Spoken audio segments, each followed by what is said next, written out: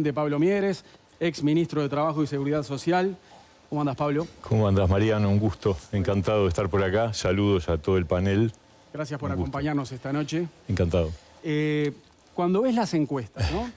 Y observás que el Partido Independiente en casi todas tiene un 1% de la intención de voto, incluso hasta en alguna que son más pesimistas para ustedes, no llegan al 1%. Sí. ¿Qué sentís? Y no me gusta nada. Y además me parece que es injusto y que no va a reflejar la realidad que va a ocurrir en el 27 de octubre. Estoy seguro, además uno recorre, escucha, ve, habla, y estoy seguro que va a haber una respuesta acorde a lo que ha sido el rol que el Partido Independiente ha jugado en este periodo de gobierno. Yo creo que jugamos un papel importante, positivo, que ayudamos a que los resultados que el gobierno ha tenido, que son positivos, acá hay que decir las cosas como son. Tenemos 80.000 puestos de trabajo más que en el 2019. Tenemos un poder adquisitivo del salario promedio que está 2,5 puntos arriba del 2019.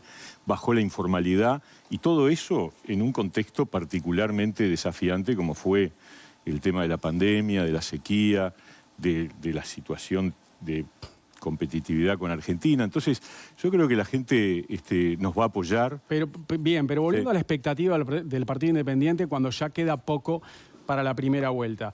Ustedes perdieron 50.000 votos entre 2014 y 2019, ¿no? 2014, la mejor elección en la historia del Partido Independiente, sí. Exactamente 73.400 votos, un senador y 3 diputados. Pero claro, en 2019, 50.000 votos menos. Exactamente fueron 23.600 los sufragios y un solo diputado. Sí. Eso fue un bajón abrupto. ¿Qué te hace pensar que se pueden acercar otra vez a lo del año 14? ¿La meta cuál es? ¿Volver a la votación de 2014? Sí, o más. ¿O más? O más, sí, puede ser. ¿Pero es posible? Y bueno, a ver, posible es todo lo que uno cree que puede alcanzar y nosotros creemos. ¿No deberían estar mejor hoy en la intención de voto si tienen esa ilusión? Puede ser, pero falta mucho, porque en realidad hay mucha gente que está cambiando, que está evaluando, hay indecisos, muchos indecisos. Hay encuestas que nos dan ese 3%. Hay encuestadoras que nos dan ese 3% que teníamos en 2014, sí, efectivamente, otras no. Pero en definitiva, a ver, yo hace 40 y pico de años que hago política, nunca la hice por encuestas, porque si hubiera calculado por encuestas, capaz que estaba en otro lado, apostando a hacer nada, oportunismo. Nunca hice oportunismo, siempre actué en función de convicciones, de ideas, de lo que creí que era mejor para el país. ¿Y sabés qué es lo que me gusta? Lo que me pasó hoy, por ejemplo, de tarde, encontrarme en el shopping con una persona que era dirigente de la Unión de Transporte Turístico del Uruguay y recibir ese reconocimiento de la mano que les dimos al transporte turístico y a todos los trabajadores del país durante la pandemia. Y esas son las cosas por las que uno hace política. Uno hace política para que le vaya bien a la gente, uno hace política para conseguir lo mejor, que haya más justicia, que se levante el piso, que resolvamos de una vez por todas la pobreza infantil, que hace décadas, lo decía bien Cristina, desde hace 40 y pico de años en el Uruguay, la pobreza infantil es el doble de la pobreza nacional. Y eso sube la pobreza o baja, pero siempre el doble son los niños. Y eso es una barbaridad que hay que resolver de una vez por todas, porque no puede ser que entre los niños sea el doble de pobres que en el total de la población. Ahora, Pablo, ¿no será que para muchas personas hoy el Partido Independiente no prende porque perdió eso de la independencia que tenía? Ustedes se vendían como la otra izquierda antes de integrar la coalición multicolor, bueno, ¿no? Eran la otra izquierda, era hasta un eslogan, sí. ¿ok? La gente los votaba porque eran el Partido Independiente, ni una cosa ni la otra. Pero mirá que en el 19, ahora están en una coalición multicolor en un gobierno. En el 19 no estábamos en ninguna coalición y bajamos.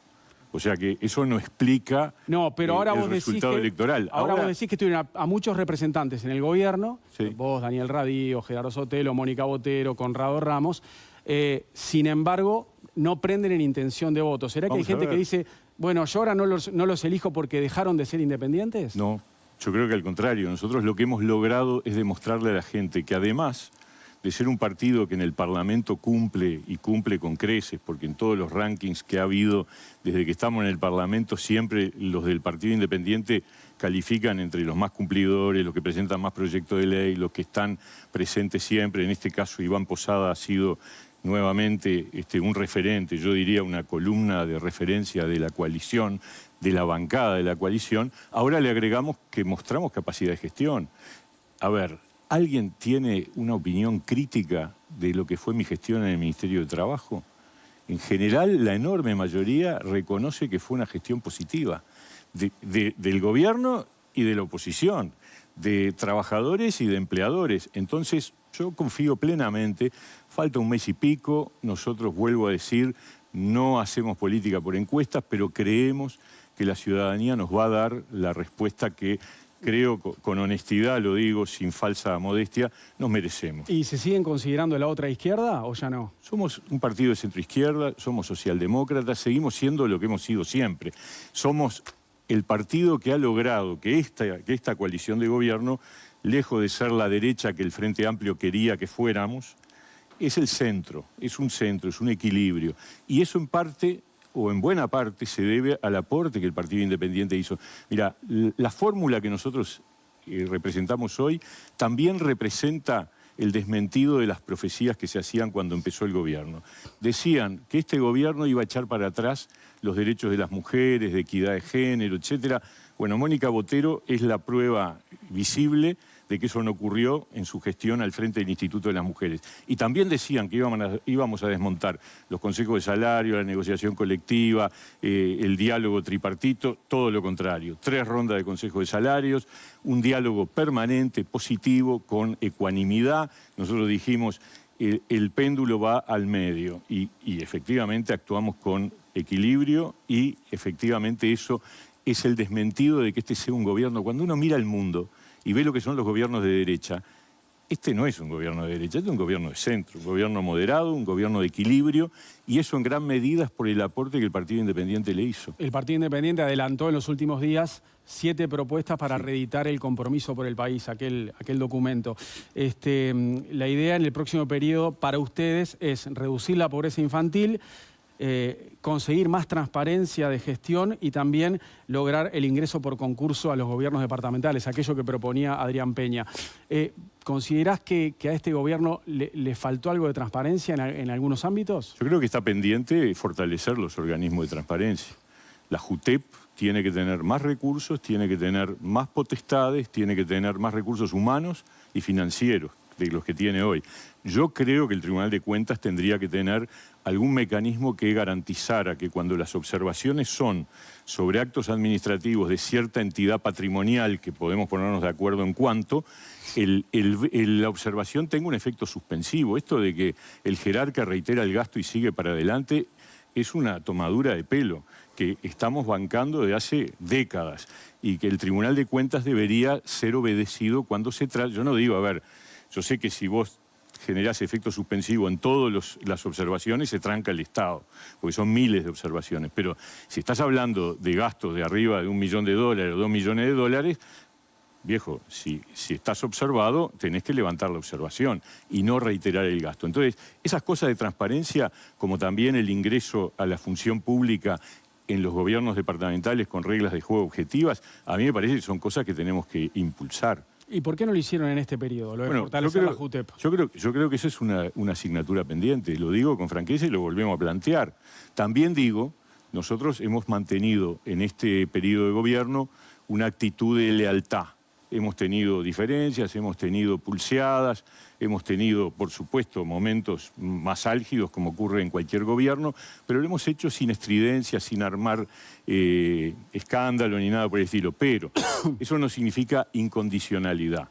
Si, por ejemplo, frente a algunos hechos que ocurrieron en estos años, no hubiera habido una respuesta drástica de parte del presidente de la República, probablemente nosotros no seguiríamos en este gobierno. Acá hubo hechos irregulares en algunos casos que implicaron que hubiera que remover ministros, que hubiera que remover autoridades, y lo importante es eso. Lo importante es no hacer lo que se hizo en el gobierno anterior, que cuando un diputado tuvo que irse por corrupción, la bancada de su partido lo aplaudió. No sé si se acuerdan. Mieres... Estoy hablando del diputado Placeres, que se fue bajo una salva de aplausos de la bancada del Frente Amplio, que demoraron no sé cuánto en sacar al vicepresidente cuando era más que evidente que había... Esas son las cosas que nosotros no toleramos. Pero sí, digo, el presidente de la República tuvo el valor, el coraje de tomar las decisiones con varios ministros y también con otros jerarcas, incluso muy cercanos a su persona, y eso es lo que nos da garantías, porque nadie está libre. Nosotros no tuvimos ningún problema de ese tipo, el Partido Independiente, el único. Pero no garganteamos, porque esas cosas le puede pasar a cualquiera. Pero acaba de decir el único. Ahora, sí, pero digo, esas cosas le puede pasar a cualquiera. El tema es qué haces cuando te ocurre. El líder de Cabildo Abierto, el general Guido Manini Ríos, habló este fin de semana y el senador volvió a poner sobre la mesa un tema que lo distancia del Partido Independiente. Dijo que la política de drogas de la calle Pou es una continuidad del Frente Amplio, ¿no? Pensando un poco en el trabajo que hizo Daniel Radío. ¿Usted comparte esto? ¿Hay una continuidad de lo que hizo el Frente en materia de drogas? En cierto modo sí, yo diría en general no hubo un corte en ese sentido. Yo creo que también se avanzó bastante más en la búsqueda de desarrollar ámbitos de rehabilitación, de apoyo a las personas con adicciones, de búsqueda de reencauzar, y me parece que esa es la clave. Pero sin duda el prohibicionismo así puro y duro tampoco va a resolver el problema. Esa es una posición que en el Partido Independiente la tenemos y la defendemos, y este gobierno, en la medida que ha mantenido a Daniel Radío en la Secretaría General de la Junta Nacional de Drogas, es una señal muy clara, ¿no? Leonardo Abergor y Martín Aguirre tienen cosas para preguntarle. Buenas noches. ¿Qué tal, Diego? Bien, muy bien. Recién dijo que hubo algunos momentos en los cuales el presidente de la calle Pou tomó algunas decisiones que si no las hubiera tomado, el Partido Independiente se hubiera ido. ¿Puede poner algunos ejemplos de cuáles fueron esos momentos? En el caso Marcet, en el caso Astesiano, los dos casos más conocidos, más claros, donde en los dos casos el presidente de la República sacó del medio figuras que tenían que ver con la gestión más allá de que después fueran, digamos, el establecimiento de la responsabilidad es un tema de la justicia, pero cuando hay una irregularidad hay que tomar decisiones políticas. ¿Y en el caso de Marcet fueron suficientes las medidas que se tomaron y fueron a tiempo? Bueno, a ver, siempre son después, porque antes no sabés. Cuando ocurre te das cuenta y tomás las decisiones, y me parece que sí. Martín. ¿Qué tal, Pablo? ¿Cómo andás? Un dirigente del Partido Independiente fue de los que estuvo encargado de la reforma del Estado, ¿no? Que es un proceso que se viene arrastrando desde hace muchos años y que escuchamos hablar de que es la madre de todas las reformas. ¿Qué evaluación hace el Partido Independiente sobre cómo terminó eso, si fue lo que se esperaba, qué tanto más se puede avanzar y sobre todo cómo se compagina? Porque me imagino que en la coalición de gobierno hay visiones muy diferentes, ¿no? O sea, hay un sector, particularmente en el Partido Nacional, que creo que le gustaría ver un Estado bastante más chico y más concentrado, y hay otros sectores que aspiran que el Estado tenga más presencia. ¿Cómo se hace esa amalgama y cómo analizan ustedes el resultado? Lo primero que te voy a decir, Martín, es que nos hubiera gustado avanzar más. Y que lo que se hizo, que fue básicamente la reforma de la carrera administrativa en la administración central, costó muchísimo. Y no solo cuesta por resistencias de la burocracia estatal, sino también del sistema político.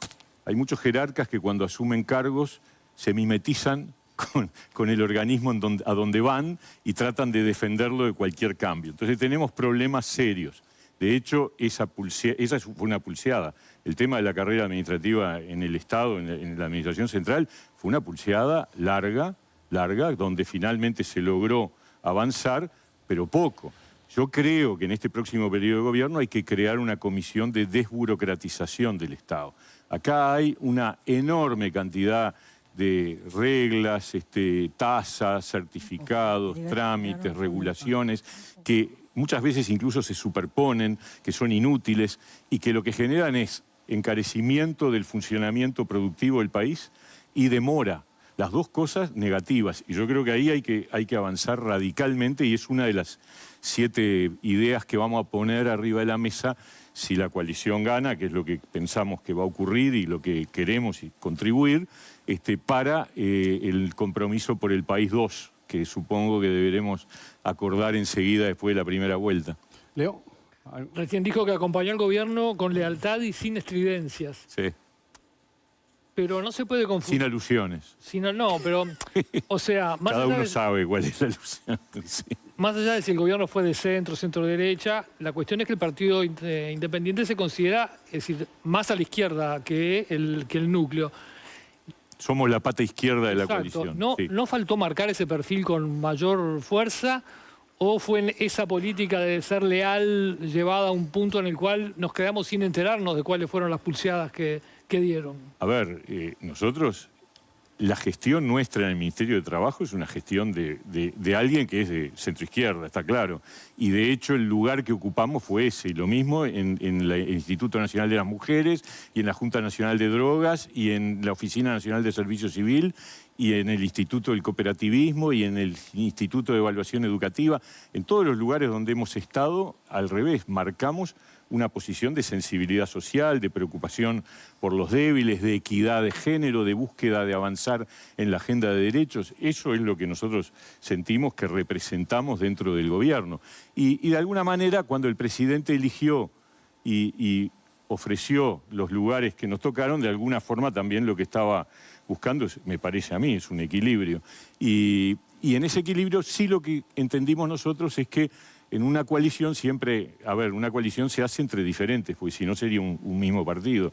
Bueno, dentro de esas diferencias, obviamente hubo momentos álgidos como hay en cualquier gobierno, imagínense en una pandemia, en una situación de dificultad como la que vivimos, y sin embargo, nosotros dijimos, hay que ayudar a que el gobierno salga adelante, y la verdad que estamos conformes, porque también es cierto que cuando había que marcar el límite se marcó. Pablo, hablabas del deseo de ganar, ¿no? Y de la confianza que tenés hoy todavía, pero en la vida hay que estar preparado para perder también. Sí. ¿Qué pasa si pierden, si el Frente Amplio es gobierno? ¿La coalición multicolor sobrevive? ¿Deben seguir trabajando coordinados como coalición o solo sirve esa coalición para estar en el Ejecutivo? Hay que verlo, ¿no? Hay que verlo. Yo te puedo decir lo que haríamos nosotros, lo que no hizo el Frente en este periodo, que es actuar como una oposición constructiva.